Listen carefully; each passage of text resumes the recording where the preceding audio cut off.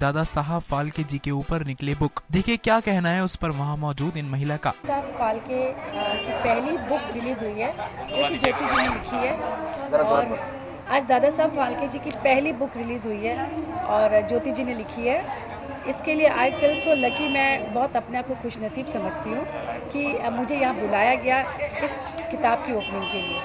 Dada Saheb Phalke film के हमारे father of the film industry.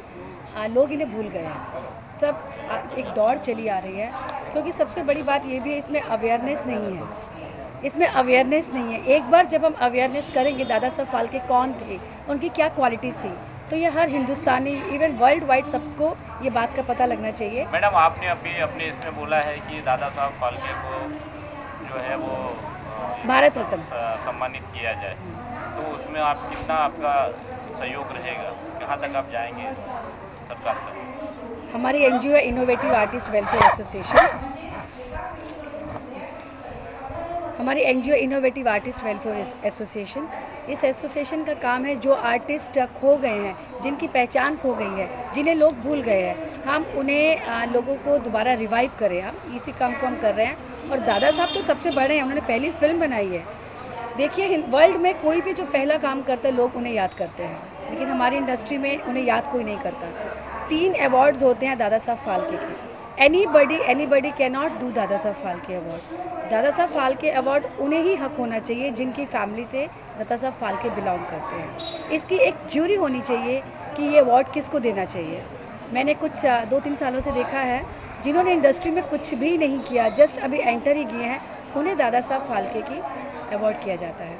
आप मुझे ये बताइए, ये अवार्ड इतना बड़ा है, जिन्होंने इंडस्ट्री में पहली फिल्म बनाई है, एक फुल ऑन टेक्नीशियन थे वो, not only film maker, director, he was a technician, he was a magician.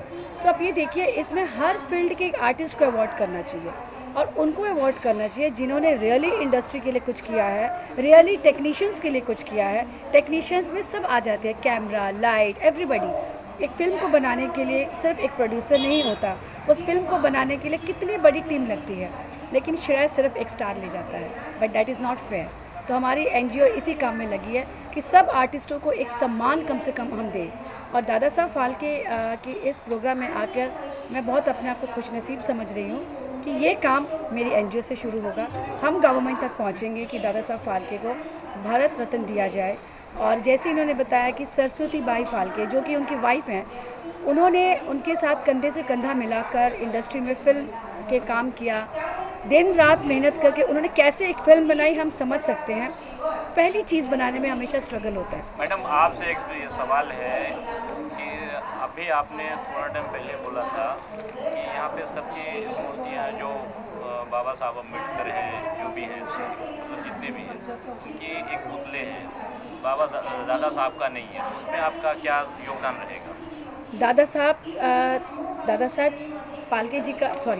Saheb Phalke जी का एक मूर्ति ज़रूर होनी चाहिए, पर वो मैं नहीं बना सकती।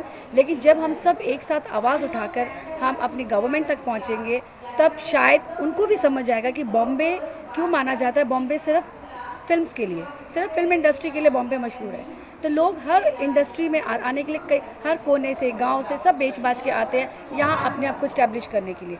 लेकिन इसकी शुरुआत किसने की, उसके बारे में कोई नहीं बताता। फाल्के अवार्ड्स भी होते हैं, वहाँ पर भी उनको श्रद्धांजलि पहले नहीं दी जाती। तो अब मैंने आज से ये सोचा है कि बिल्कुल जैसे मैं अपने पापा को श्रद्धांजलि देती हूँ अपने हर प्रोग्राम में, तो अब मैं दादाजी के साथ में अपने प्रोग्रामों में सम्मान करूँगी। और मूर्ति की बात, हम अगर अवेयरनेस क्रिएट करते हैं, ज़्यादा से ज़्यादा लोग हमारे साथ जुड़ते हैं, हमारी एनजीओ को सपोर्ट करते हैं, तो ये कोई बहुत बड़ी बात नहीं है कि दादा साहब की मूर्ति ना बने। नेक्स्ट 9 न्यूज़ रूम की रिपोर्ट।